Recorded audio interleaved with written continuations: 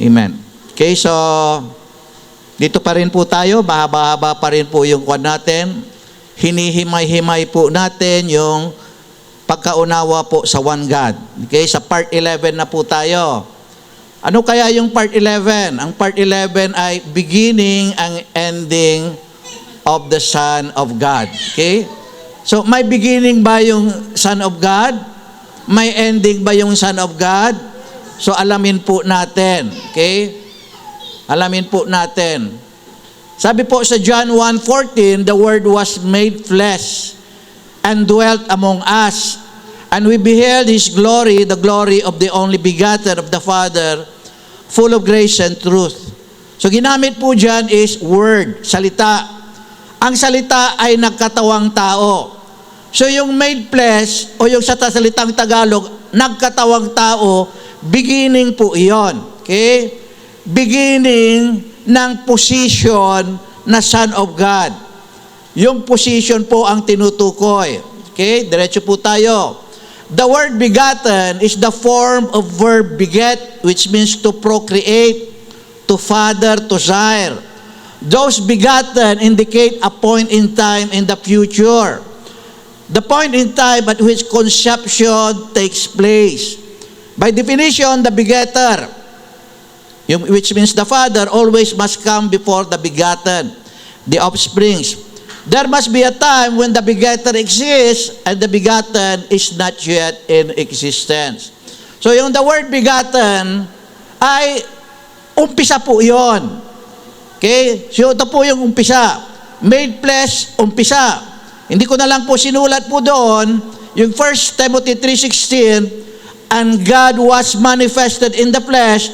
Yung manifested po doon, umpisa po iyon. Okay? So there was a time, okay, this position did not exist. Okay, so nung dumating na po yung fullness of time, nag-exist po yung position.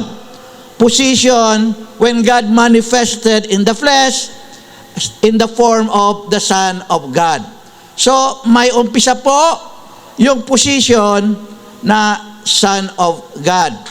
The Word was made flesh also indicate a time wherein the Word was in the Spirit form. When the fullness of the time came, the Word became flesh as it was planned by God. Made flesh or became flesh indicates a beginning of time. Ano po ba yung word po doon? Kaya sabi ng salita ng Diyos sa Isaiah 55, I send my word and it will accomplish my purpose. Hindi daw bumabalik yung salita ng Diyos sa Diyos na hindi bumabalik na hindi ina-accomplish yung purpose of God. So, yung word po doon, in the beginning was the Word, yung Word kinreate po ng Diyos, yung mundo sa pamamagitan po ng salita. At yung salita ay ginagamit din bilang prophecy ng manifestation of God in the future. Yun po yung salita. Nag-manifest yung flesh. Sa John 17:17, the Word is Spirit. Katulad na lang ng God is Spirit. Okay? Nung nag-manifest, yung Word o na-manifest yung God, yun po yung beginning. Kaya nga, made flesh. Okay? So halimbawa, bakit ba may drawing po rito? So kung ito yung mundo po natin, ito yung mundo. Siyempre, hindi natin nakikita ang Diyos. So basta nandyan ang Diyos. Diba? Kinausap ng Diyos si Job in a form of a whirlwind. So, yung whirlwind nandun sa lahat ng dako, hindi mo siya nakikita. Nung nakita mo siya, ito na yung whirlwind, nagkaroon ng body, yung whirlwind, kaya nakita po natin. So, nung nag-start naman ng manifestation, yun po yung beginning. At ito pong manifestation ay temporary lamang. Sa Old Testament, the manifestation of God were all temporary. Okay, temporary lamang. Pero nung nag-manifest si Jesus Christ, hindi lang po manifestation, God was clothed in humanity, kaya hindi po siya temporary. Kaya temporary lang po yung manifestation. At yung manifestation, yung po yung position ng Diyos bilang Son of God. Hindi nanganak ang Diyos. Kaya natawag ang Diyos na Father dahil He created us. Malakay 2:10, have we not all one Father? Did not one God create us? So, ang Diyos natawag na Ama kasi siya po ang lumikha po sa atin at tayong lahat ay may relationship sa Kanya. Okay? Unawahin natin mamaya. Okay? Paano naman nagkaroon po ng Son? Kailan nagkaroon ng Son? Son of God. Okay? The flesh is the Son that has a beginning. Luke 1:35, and the angel answered and said unto her, unto Mary, the Holy Ghost shall come upon thee, and the power of the highest shall overshadow thee. Therefore also that holy thing which shall be born of thee shall be called the Son of God. Kung papansinin niyo po dyan, the Holy Ghost shall come, future tense. Dadating pa lamang kay Maria. And the power of the highest, yung kapangyarihan ng Diyos, shall overshadow thee, lililim sa Kanya. Pansinin niyo yung conclusion ng pagdating ng Espiritu ng Diyos kay Maria at ang paglilim ng Espiritu ng kapangyarihan ng Diyos kay Maria ay may conclusion na therefore. Therefore also that holy thing shall be born, future tense, of thee shall be called the Son of God. So, nung ipinagdadalang tao, nung kausap ng anghel si Maria, na ipagdadalang tao niya ang isang sanggol sa pamamagitan ng banal na Espiritu Santo at kapangyarihan ng Diyos, nung hindi pa nagaganap, yung position ay hindi pa nag-i-start. Yung manifestation ay hindi pa nag-i-start. Ngunit nung nabuntis na siya at nakaroon ng conception at ipinanganak, yun yung manifestation of God na tinatawag na Son of God. Malinaw po ba? So future tense lahat po yan. Kapag sinabing future tense, mangyayari pa lang sa hinaharap. The use of future tense of verb shall or shall be in the previous verses indicate an event that would happen when the conception take place. So, kung halimbawa, nagkaroon na ng manifestation, conception, ito po yung start, yung manifestation at temporary. Pero yung fullness of Godhead exists from all eternity.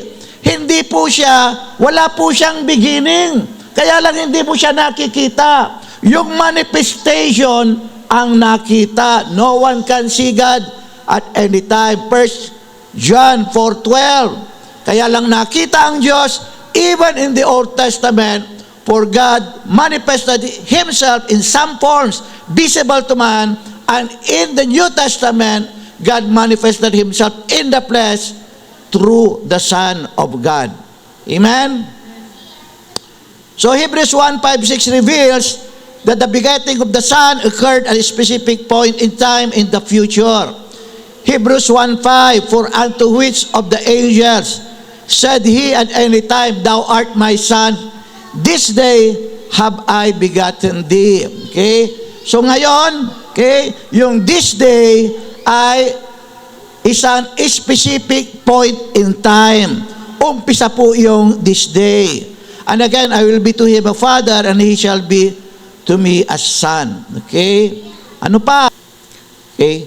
Galatians 4:4. Sabi rito, when the fullness of the time was come, God sent forth His Son made of a woman, made under the law. So there was a fullness of time, okay, na dumating po yung son o anak. The Son was made of a woman, not begotten eternally. Yan po yung sabi ng Biblia. The Son was made under the law, not before the law. Dahil nga, conclusion siya doon sa virgin birth. Therefore, the Son to be born shall be called the Son of God. So ito po yun. Ano pa? Not only did the sonship has a beginning, but will, in at least one sense, have an ending. So lahat ng beginning, mayroong ending. Ano yung mag-e-end? Yung position. Yung position ang mag-e-end. Pero yung deity, yung pagka-Diyos ng ating Panginoon, it will never end. Okay? 1 Corinthians 15:24, then cometh the end, when the Son shall have delivered up the kingdom to God, even the Father, when he shall put down all rule and all authority and power. Verse 28, and when all things shall be subdued unto him, then shall the Son also himself be subject unto him that put all things under him, that God may be all in all. So kapag natalo na lahat, nagapi na si Diablo, nagkaroon na ng kaligtasan, nagkaroon na ng paghahari ng Diyos, ng Panginoong Jesucristo sa kanyang mga anak. So there is no longer purpose for the Son. Kasi ang purpose ng Son, He is the Lamb of God who takes away the sins of the world. Na-redeem na tayo lahat. Nandun na tayo sa langit. Si Diablo wala na. So there will be an ending for the Son. Parang ganito. Nung nagtrabaho ka at pumirma ka ng kontrata, nagtrabaho ka halimbawa sa abroad, at ang kontrata mo is 1 year or 2 years, after your contract, tapos na ang iyong position kasi nagampanan mo na ang iyong trabaho. Okay? At marami pang example po dyan. So, imposibleng maipaliwanag ang nakaraang sitas sa Biblia kung ang basihan ay ang turong Trinity. Ito ay ang paniniwalang ang anak ng Diyos ay kapantay at kaparehong magpasawalang hanggan sa Ama. Yung po kasi po yung Trinity. They are co-equal and co-eternal. So, imposibleng maipaliwanag nila ito kasi lumalabas, there is no co-equality and not co-eternal. Dahil sa ang anak ay magpapasuko sa Ama. He will be subject to Him, to the Father. Yung binasa natin kanina. Pero mas madaling intindihin kung ating maunawahan na ang anak ng Diyos ay patungkol sa isang rolyo o posisyon na pansamantalang ginanap ng Diyos para sa ikaliligtas ng sangkatauhan. Kung ang layunin ng posisyon, anak ng Diyos, ay naganap na lahat at napasuko na ang kadiliman, sa magkagayon ay wala ng layunin ang rolyo ng anak ng Diyos, kaya't babalik na ang kadakilaan at buong kapangyarihan sa Ama na siyang lumikha sa lahat. Katulad ng binasa natin, so that God may be all in all. Okay? So He will just be a father to us, His children. Okay? Ganun po yun. Sa Ephesians 4:4-6, ito po yung katuruan po ng Biblia. May nakasulat po kasi na katuruan sa Biblia na dapat nating panghawakan. Huwag yung hindi nakasulat. So, ito yung nakasulat sa Biblia na dapat natin pong panghawakan. Ephesians 4:4-6, there is one body and one spirit, even as you were called in one hope of your calling. One Lord, one faith, one baptism, one God, and Father of all, who is above all, and through all, and in you all. So there is one body. The body is the manifestation. There is one spirit. Only one Spirit. God is Spirit. The Holy Spirit is not different from the God or the Spirit of God. Kasi ang Diyos ay banal. At ang Diyos ay Espiritu. Pagdugtungin mo, banal na Espiritu. God is holy and He is Spirit. When joined together, it forms Holy Spirit. So the Holy Spirit is not different from the Spirit of God or Spirit of the Father. Otherwise, magkakaroon po ng dalawang tatay po ang Diyos. Kasi yung Holy Spirit ang siyang gumawa kay Maria. Tapos tumatawag siya sa Diyos na Ama. So magiging dalawa. Pero sabi ng Biblia, iisa lang ang Espiritu. Iisa lang ang Espiritu. Ang daming verses sa Biblia, iisa lang ang Espiritu dahil iisa lamang ang Diyos. Yung body, yung manifestation. Naunawahan po ba natin? Kaya may isang Panginoon, isang pananampalataya, isang klase ng bautismo. Kung anong ginawa ng mga apostoles na klase ng bautismo, yun yung bautismo na dapat nating tanggapin. Yung sinabi ni Peter, go, sabi, repent and be baptized every one of you in the name of Jesus Christ for the remission of your sins, and you shall receive the Holy Spirit as a gift. Ibig sabihin, yung mga apostles, they all baptized in the name of Jesus Christ. Kaya tayo, let us just follow the leader. Huwag natin lampasan yung pinakatiwalaan ng mga ibanghelyo. 1 Thessalonians 2:4, sila yung pinakatiwalahan ng ibanghelyo. Hindi tayo yung kausap, yung sinabi yung Mateo 28:19, hindi tayo yung kausap. Ang kausap yung apostoles, kaya sila dapat sumunod. So nung sumunod sila, hindi sila nag-disobey. Kari-receive lang nila yung Holy Spirit. At ang sabi ng Holy Spirit, revelation of the Holy Spirit sa kanila, that they should baptize in the name of Jesus Christ, kasi ito yung pangalan na binigay sa sukat sa ilalim ng langit, na sukat natin ikaligtas. Kasi ang hinihingi sa bautismo ay pangalan. Baptize them in the name of the Father. Kasi ang Father ay hindi pangalan. O sasabihin ng iba, common name. Hindi, hinihingi doon is proper name. Bigay mo yung pangalan. Kasi si Diablo ay ama rin. John 8:44, ama siya ng kasinungalingan. Amen? So ibigay mo yung pangalan. At ang pangalan na ibinigay sa atin, wala nang iba pa, Jesus Christ. There should only be one baptism. Yung tinanggap ng mga apostoles sa pamamagitan ng banal na Espiritu Santo. Tayo, let us just follow the leader. Huwag natin silang lampasan. Amen? Sila yung pinagkatiwalaan. Okay. So may sagutin na tayo po ngayon. So bakit nanalangin si Jesus kung siya ang Diyos? So bakit siya nanalangin? Pag-aralan po natin. Number 1 is to fulfill the prophecies. Okay? So isa sa panalangin niya, sa Psalms 22, verse 1, to the chief musician, upon Agelet Shahar, a psalm of David, my God, why hast thou forsaken me? So, ipinarapisay na pala yung eksaktong salita na magaganap doon sa 7 last word of Jesus, nasasabihin ng Messiah, my God, why have thou forsaken me? So, ipinrapisay na. Ang buong salmo ay patungkol sa paghihirap ng Messiah. Dagdagan pa natin.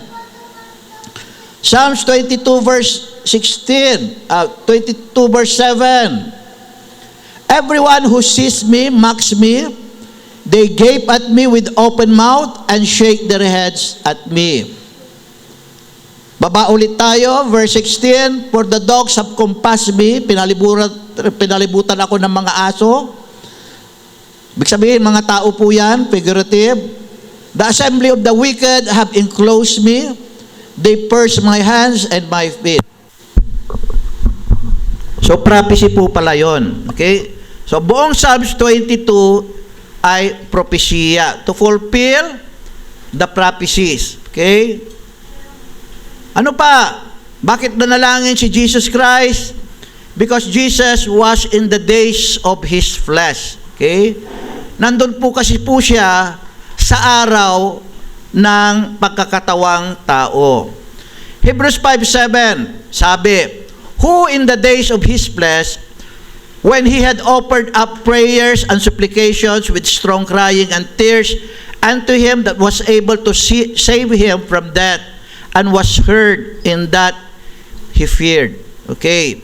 So Jesus Christ was in the days of His flesh. Nandun po kasi po siya sa katawan. So yung pananalangin ni Jesus, kapag siya po ay second person in the Godhead, magiging subordinate po siya kasi nananalangin po siya. Pangalawa, kung may co-equality, okay, co-equal, dahil sabi nila co-equal, kapag ito po yung interpretation na co-equal sila, magiging hindi co-equal kasi nga walang Diyos na nananalangin. So anong nananalangin po rito? Yung kanyang laman, yung kanyang manifestation. Babalik po ulit po ako rito. Okay? So if this is God, God is so powerful. Okay, nakapanood na ba kayo nung Sanggoko? Napanood nyo na ba yun? Di ba? Yung sa cartoon, tapos magkwakuan siya ganun, tapos magkakaroon siya ng power. Habang siya po ay nagko-concentrate, magkakaroon po siya ng power. Kasi nga, ang laman po ay mahina. Okay? So, kaya sabi po ng Mateo 26:41, watch and pray that you enter not into temptation, the spirit indeed is willing, the flesh is weak. So when Jesus Christ was in the days of His flesh, mahina yung laman. Amen? Mahina. Kaya tayo, kailangan po nating manalangin. Okay, the flesh needed to eat because it's weak. Kaya nga, kumain eh. Bakit nako-concentrate lang sila sa panalangin? Kumain nga eh. The flesh needed to drink because it's weak. The flesh needed to sleep because it's weak. The flesh needed to pray because it's weak. That is what is flesh all about. Yung po yun. Okay? The flesh is weak. Kaya po siya nanalangin. Kaya din po siya kumain. Kaya nga din siya uminom. Kaya nga din siya natulog. Kasi nga nasa flesh po siya. Number 3 reason to set us an example to follow. Jesus taught us how to pray, when to pray, where to pray, what to pray, and who to pray for. It is the flesh that prayed to His divinity because He was truly man when He was in the days of His flesh. Tao kasi po talaga po siya. Nung sinabi, at ang Diyos ay nagkatawang tao, hinubad niya yung kanyang pagka-Diyos, hinubad niya eh. Kaya tao talaga po siya noon. Okay? Pero by nature din po siyang Diyos. Kaya lang yung laman ang nananalangin. Ngayon, ang sabi po, sa 1 Timothy 2:5, okay, sinasabi nila, iba daw po si Jesus Christ. Okay? At yung naman ng iba, tao lang talaga si Jesus Christ at hindi siya Diyos. Unawahin natin, habang sinasabi po ng 1 Timothy 2:5, sapagkat may isang Diyos at may isang tagapamagitan sa Diyos at sa mga tao, ang taong si Kristo Jesus. Okay, sinabi nga, ang taong si Kristo Jesus. Tao naman talaga siya. Pero yung mga previous lessons po natin, huwag niyong kalilimutan na pinag-aralan po natin na sinabi si Jesus Christ ay Diyos. He claimed divinity. So paano ito magkakaroon, paano na po natin po ito pag i-reconcile? Ang ibig sabihin lang, yung napako sa krus, mayroon tayong isang tagapamagitan sa Diyos at sa tao, yung tao na napako sa krus. Nakuha ninyo? Yung tagapamagitan. Kung wala pong pagpapako sa krus, yung kamatayan ng Panginoong Hesukristo, wala kasing mamamagitan po sa atin. Yung po yung ibig sabihin. Kaya nga, namatay si Jesus Christ para sa ating kasalanan. Yung taong namatay sa krus, yung tagapamagitan natin sa Diyos, kaya nalilinisan po tayo sa ating pagkakasala. Kasi kapag hindi mo pag sinabi mo yung Diyos na napako, walang namamatay na Diyos. Kaya yung taong napako sa krus, yun yung tagapamagitan sa Diyos at saka sa tao. Nakuha niyo po? Amen. Kaya sinabi po yung tao, kasi nga, hindi pwedeng gamitin yung Diyos na napako sa krus. Kasi Wala pa hindi po pwede na sabihin natin God died for God cannot die. Yun yung previous verses din, previous lessons na napag-aralan po natin po noon. So kunin mo lahat para maunawahan mo. Okay? Wag lang isang verse. Kailangan kunin mo lahat. Ang malaking tanong dito ay sino bang tumutugon sa ating panalangin? Sino ba? O, nananalangin si Jesus. Pero sinong tumutugon? Basahin natin. John 14:14. Kung kayo'y magsisingi ng anuman sa pangalan ko, sabi ng Panginoong Jesus, ayon aking gagawin. Sinong gagawa? Ang Panginoon. O siya pala ang tumutugon ng panalangin. Ang Diyos na si Jesucristo ang tumutugon po ng panalangin. Amen? Tapos, okay, 1 John 5:20, last verse. Last verse po. At nalalaman natin na naparito ang anak ng Diyos. Naparito siya.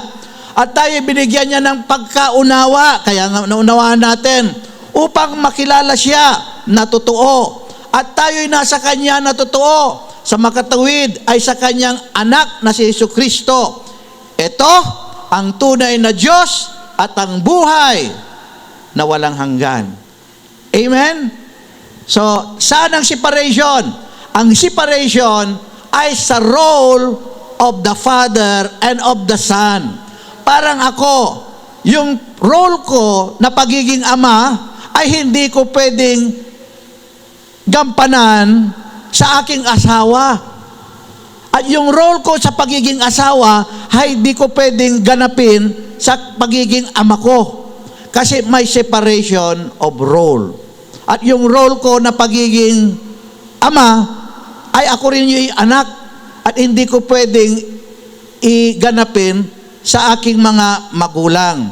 So may separation of role, pero iisa lamang po ako. Iisa lamang. Okay? There is a role of God as being our Father in heaven, God above us, the Son of God in redemption, God with us, and the Holy Spirit in generation, God in us.